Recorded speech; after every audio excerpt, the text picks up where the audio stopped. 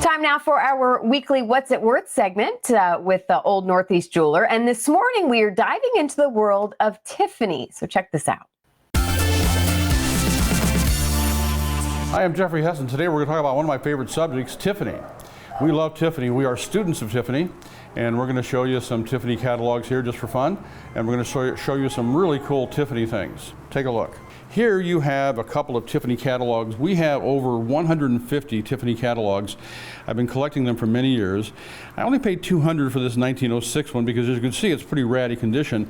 I paid $700 for this 1907 because it's in terrific condition. Did you know that back in these days, Tiffany sold Colt firearms? They sold ceramics, they sold chairs, they sold just about everything. And these catalogs are a wealth of information, which is one of the reasons why we are looked upon by our colleagues in the industry as one of the nation's experts on vintage Tiffany. Now we're going to show you a few pieces of interesting things that we happen to have in the office this week. Here are a pair of Tiffany earrings that were bought in 1975. They are sapphire. They're very, very good quality. Each sapphire is 3.5 carat, surrounded by a carat of fine white D to F VS1 or better diamonds. The cool thing about these is that the seller, who was a jeweler in Cincinnati, had bought them from a woman who had her original receipt from 1975. Now she paid $4,500 for them back then. We paid the jeweler $8,000. They're for sale in our store for $10,000. They really are extraordinary. Today they would probably appraise at Tiffany for probably $15,000 to $20,000. This is a topaz piece, a retro deco piece.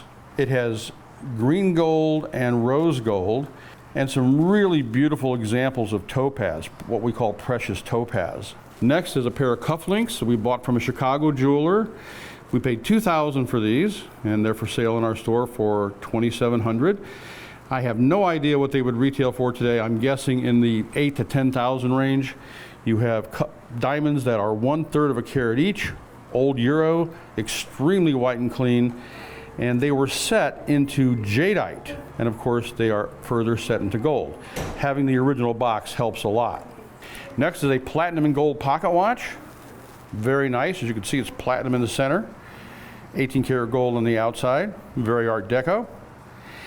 Appraised value probably $6,000 to $8,000, but of course you can't really go by that with vintage, so we paid $1,800 and it's for sale in our store for $2,500.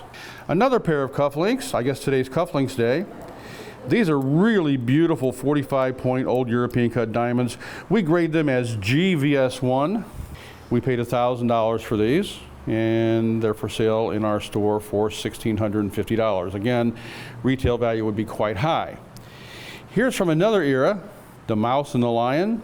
These are Tiffany & Company from the 1970s, extremely heavy. Because they're so heavy, we only paid about 15 or 20% over the gold value, about $900.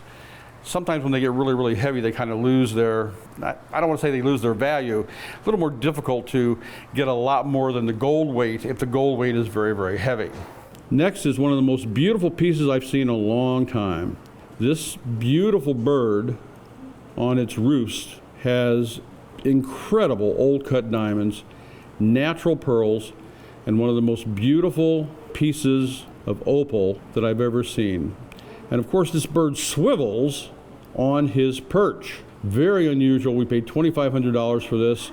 It's for sale in our store for $3,900 right now. This is what I would call a museum piece. I hate it when people say museum piece, but you know what?